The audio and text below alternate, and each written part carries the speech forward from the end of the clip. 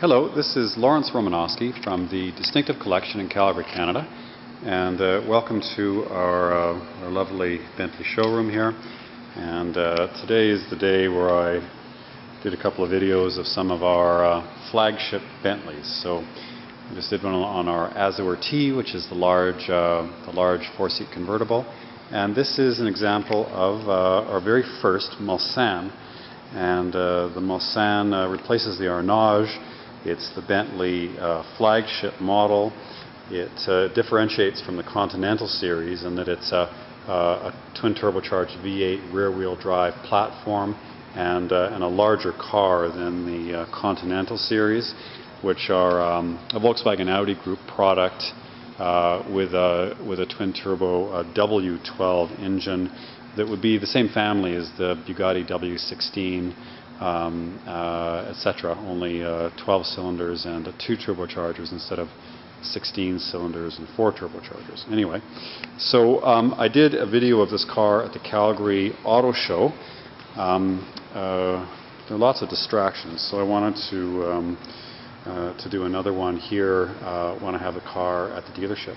But first, maybe a little bit of history about Bentley, if I can try to condense almost 100 years into a few minutes here. Bentley was started with a WO Bentley, and this was in the 1920s, and they became famous for their Le Mans cars. And actually, we have a nice G-clay of such a car at the White House in Le Mans. So these cars would have been big and fast and WO and reliable. WO had a background in steam engines, and so the cars kind of reflected that. They were the kind of the opposite of the Bugattis, and which were very light and nimble, but maybe a bit fragile. And they built up a series of 5 Le Mans wins with these cars, the Speed 6s, and they had good success with the supercharged cars as well, which were the blower Bentleys, although those didn't win Le Mans.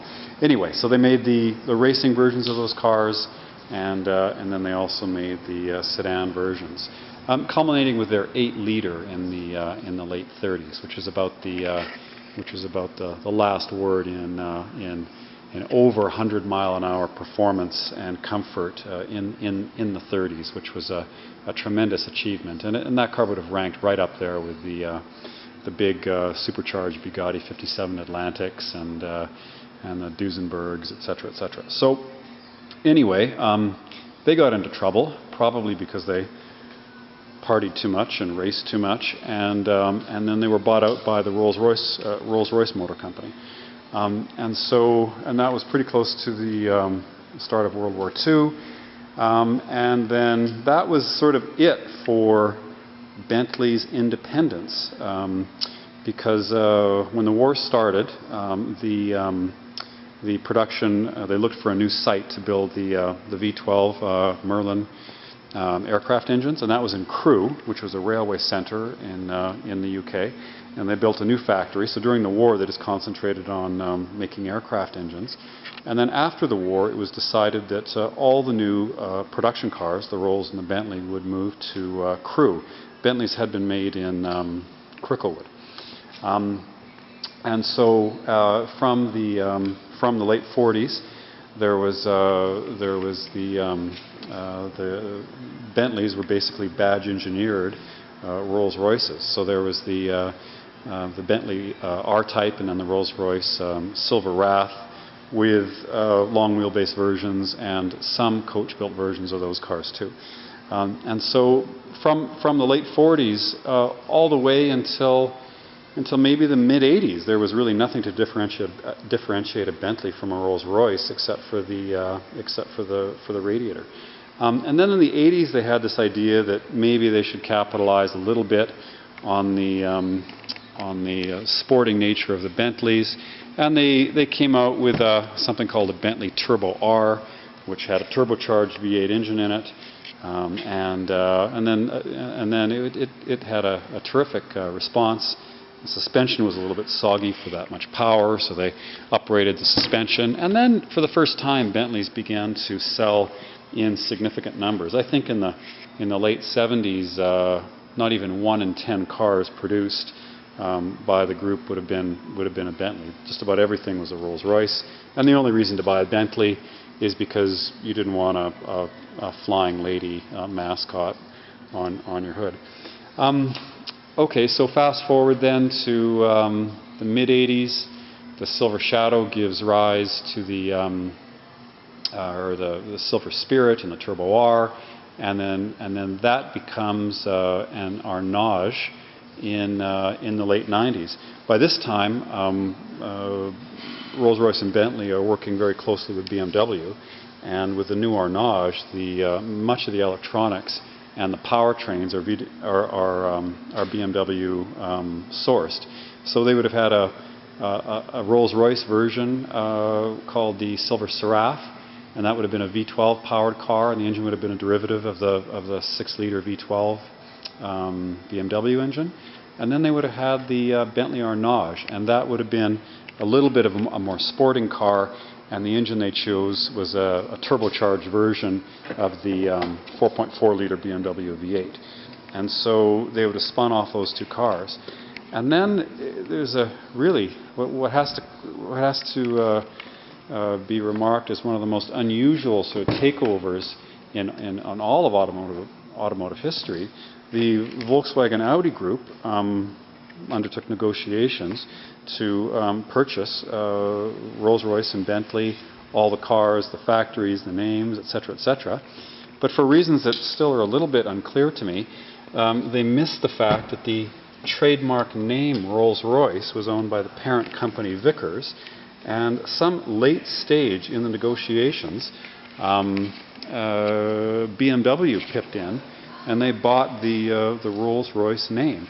So the Bentley Audi group got the crew factory, they got all the spare parts, they got all the old models, they got the Bentley name, they got absolutely everything except they couldn't use Rolls-Royce. They couldn't use the mascot, and they couldn't make a car called Rolls-Royce. BMW, I think, picked that up for 400,000 British pounds, and then they set about making an absolutely clean sheet design with their new Phantom. That car is produced in England. It's in Goodwood, which is the same Goodwood as where you'd find the Festival of Speed.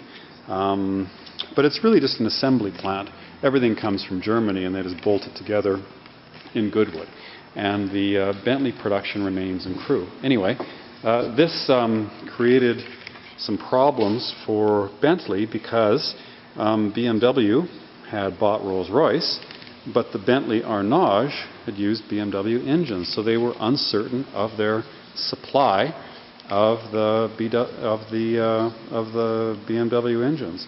And so they decided to re-engineer the 6.75-liter turbocharged engine and stick it in the Arnage, which was a car that was never designed for that engine. So they spent as much money re-engineering, putting a new engine in the Arnage, as Vickers spent developing the Arnage in the first place. And for a time, Bentley even ran the Arnage with the two engines simultaneously. One had the old 6.75-liter turbo, and one had the 4.4-liter BMW turbo, and they called one the red label and one the green label. I can never remember which is which, but I think the red label was the Bentley engine, and the green was the